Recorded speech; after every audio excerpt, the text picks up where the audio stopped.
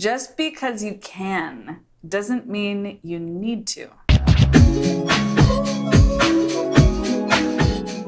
I feel like I spent my life doing things that I could and didn't need to.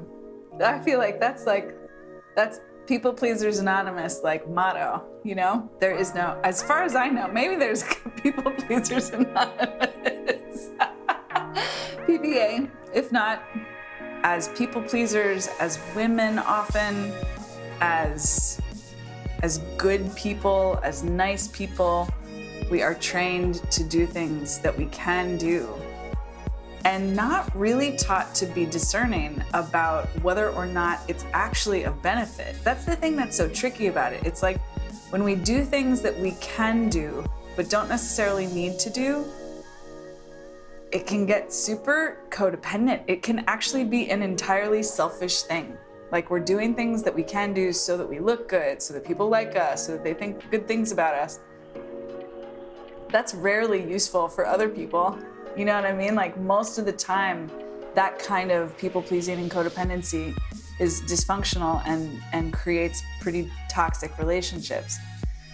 So, but it can be tricky to discern when we haven't been taught to discern. What is needed? What is needed in this arena? This is such an important thing for us as healers and transformational facilitators and coaches and therapists and spiritual teachers. We are literally servants of others.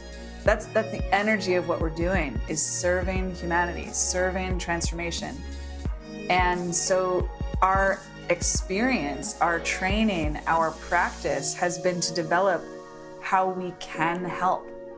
That's how we got here. We've been trying to figure out how we can help, and now we know. We got a lot of tools. We got all kinds of things we can do. And so now it's always, but like as you're watching this video, this is the moment to consider again, like, okay, but now my task may not be to continue to figure out how I can help, but to discern when it's appropriate. When is my service the best and highest tool to facilitate growth, healing, and help for this person or this community or this planet? To kind of rest into, like, I know I can help. Is this the time? Is this the place? Is this the person? And to kind of crank up the volume on those questions. The answer very well might be yes. Yes, this is my next project. This is my next mission. And your yes will be even more powerful if you give yourself the pause to really consider, is this where I'm being called? Is this where I'm most needed?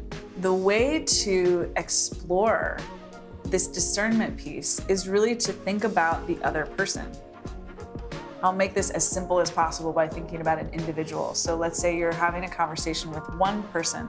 This might be a potential client, current client, a friend, a family member, a complete stranger. And you feel that they would benefit from support, that they would benefit from help, that they would benefit from change in some way. Your insight, your awareness that there is room for support in their lives is true. That's true of all humans, right? All humans will always benefit from more support, more healing, more love, more service. So when you have that impulse, you can trust that it's true. And then you bring in this question, is it appropriate for me to give it? And you know the answer based on whether or not they want it. Is this person asking?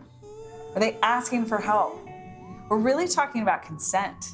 We're talking about consent. We're talking about whether or not the other person is willing to receive from you. There is also the piece of whether or not you want to. But I'm pretty much speaking to those of you who are like, you're ready to go. You're already halfway in action. They're like, the service is coming out your mouth or your hands or your body. And this is just a moment to check yourself. Like, wait, have they said yes to this? Or am I imposing my judgment that they should change and or want this right now? I'll tell you a story in which I was the client.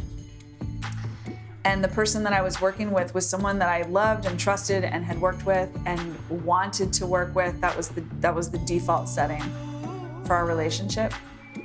And there was a specific issue that I was really struggling with, and we had talked about it a lot. And I came to clarity. Like, actually, I want to go this direction. It wasn't what this person was advising me to do, but I got real clear. I know that you want me to go this direction, but this is where I'm going. This is my decision. And she wouldn't let it go. And it meant that we had to stop working together because she was not willing to respect and honor my choice. Now, I want to be real clear. She could have been absolutely correct in her analysis that I should have gone this way. It doesn't matter. It is not her life. It's mine. And when you really zoom out, right, coming back into the role of the practitioner, the healer, the coach, the facilitator, the guide, who are you to really have any opinion about what someone else does in their life? Like, really? You don't know. You don't know what anyone else is dealing with. You don't know what anyone else has gone through. You don't know what's right for them, truly. And it requires a lot of humility to know that you can help someone to see what's possible for them and let them make a different choice. And that is our work. That is our job. The kind of work that emerges when this is the standard that you hold for yourself is going to be much more pleasurable and powerful for you and your clients, because you're not doing the work of choosing the path for them. You're letting them own that, so it's less work on you. And they are asking for support, so you're having to overcome less resistance. It's basic, like, ninja training, right? You're working with their energy rather than against it. So again, it's nuanced. It's moment to moment. You can't create a blanket statement for yourself about any work or any person.